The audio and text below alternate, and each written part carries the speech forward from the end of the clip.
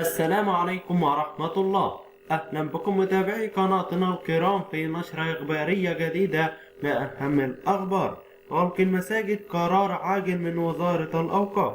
تخفيض رواتب العاملين بالدولة. حذف مستحق معاش تكافل وكرامة من البطاقات التموينية. وفي النهاية قتل خطيبته ليسترد الشبكة. تفاصيل جريمة هزت المنيا. وإليكم أهم التفاصيل لهذه الأخبار، ولكن في البداية برجاء الاشتراك في القناة وتفعيل زر الإشعارات لكي يصل إليكم كل ما هو جديد، وإعجاب ومشاركة الفيديو. وإليكم أهم التفاصيل ونبدأ بخبرنا الأول والرئيسي. غلق المساجد قرار عاجل من وزارة الأوقاف. أعرف التفاصيل. أكدت وزارة الأوقاف على جميع العاملين بها والمتعاملين معها والمصلين الالتزام الكامل بجميع الإجراءات الوقائية والاحترازية في مواجهة انتشار فيروس كورونا.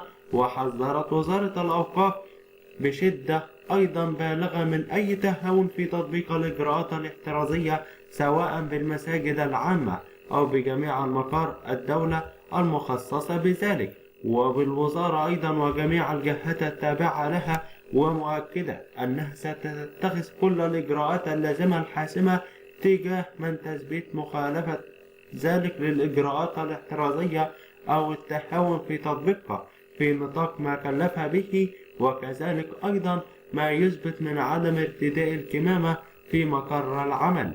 وأكدت وزارة الأوقاف في بيان لها اليوم أنها قد اضطرت إلى غلق أي مسجد لا يلتزم ردوده بالضوابط والإجراءات التي فرضتها الدولة في هذا الشأن، وأنها تعتذر عن تقديم أي خدمة أو استقبال أي شخص غير مرتدي للكمامة.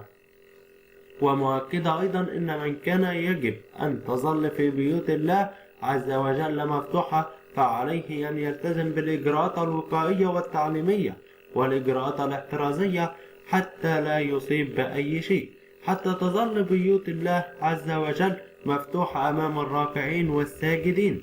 وأكد على جميع الأئمة والخطاب ضرورة الالتزام بالمدة المحددة للخطبة ب10 دقائق فقط لا تزيد عن ذلك، وعلى جميع العاملين بالأوقاف عدم السماح بفتح دورات المياه وتطبيق التعليمات في اتخاذ جميع الإجراءات الوقائية للحفاظ على المسجد، تطبقا أيضا في ذلك الأمر الحاسم حتى لا يعرض أنفسهم للمساءلة القانونية أو الإصابة بأي شيء من ذلك الفيروس المنتشر حاليا. وبكده نكون وصلنا لنهاية هذا الخبر، وننتقل لتفاصيل خبرنا الثاني. تخفيض رواتب العاملين بالدولة. الحكومة تحسم الجدل بشأن هذا الأمر. أعرف التفاصيل.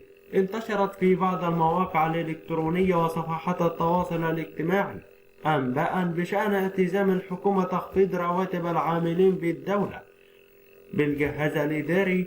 وقام المركز الإعلامي لمجلس الوزراء بالتواصل مع وزارة المالية والتي نفت تلك الأنباء تماما، مؤكدا أنه لا صحة لتخفيض رواتب أي من العاملين بالجهاز الإداري للدولة، موضحة أن الدولة ملتزمة بصرف جميع رواتب وأجور العاملين بالجهاز الإداري للدولة دون إجراء أي تخفيض، مشيرة أيضا إلى أن رواتب جميع العاملين بالجهاز الإداري للدولة تزيد سنويا طبقا للقانون من خلال ما يتكرر من علاوات دورية وخاصة، وما يتم أيضا إقراره من الحوافز الإضافية لجميع العاملين بالدولة، مشددة على أن الدولة تسعى جاهدة لرفع كفاءة موظفيها وتحجيم قدرتهم دون المساس بالرواتب الخاصة بهم.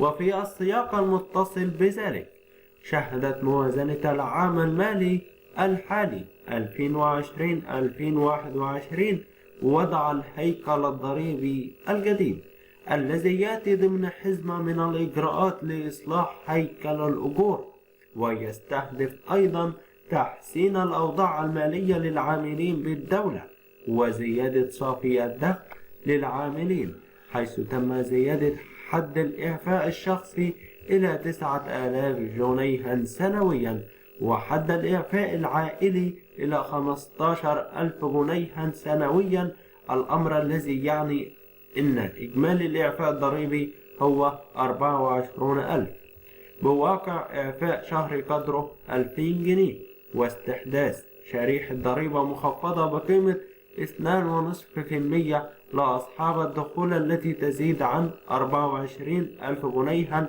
وأقل من 30,000 جنيها سنويا. ونناشد وسائل الإعلام المختلفة ومرتدي وسائل مواقع التواصل الاجتماعي ضرورة توخي الدقة قبل نشر مثل هذه الشائعات، والتي قد تؤدي إلى بلبلة الرأي العام وإثارة غضب المواطنين. وفي حالة وجود أي استفسارات بهذا الشأن يمكن الإرسال على البريد الإلكتروني الخاص بالوزارة. وبكده نكون وصلنا لنهاية هذا الخبر، وننتقل لتفاصيل خبرنا الثالث. حذف مستحق معاش تكافل وكرامة من البطاقات التموينية. إعراف التفاصيل. هذه الشائعة التي انتشرت في الأيام الماضية وإليكم الحقيقة الكاملة من قبل وزارة التضامن الاجتماعي غير صحيح بشأن حذف مستحق معاش تكافل وكرامة من البطاقات التموينية، وحيث أيضا جاء ذلك من قبل وزارة التموين والتجارة الخارجية. ونوضح أنه تم إصدار بطاقات تموينية جديدة لنحو 50,000 أسرة مستفيدة من برنامج تكافل وكرامة في يوليو الماضي، ليصل إجمالي عدد البطاقات التموينية للمستفيدين من البرنامج إلى 150,000 بطاقة. ونناشد على تقديم الدعم لجميع الأسر المستحقة دون استبعاد أي منها، حتى يستفيد الجميع من ذلك. هذا دخل الفئات الأكثر احتياجا في الدولة. وبكده نكون وصلنا لنهاية هذا الخبر، وننتقل إلى تفاصيل خبرنا الأخير. قتل خطيبته ليسترد شقته. تفاصيل جريمة هزة المنيا. أعرف التفاصيل. نجحت أجهزة الأمن في القبض على شاب قتل خطيبته بالمنيا رغبة في فسخ الخطوبة واسترداد الشبكة، بعد أن استطاع كشف ملابسات واقعة العثور على جثة الفتاة في المجرى المائي لترعة الإبراهيمية.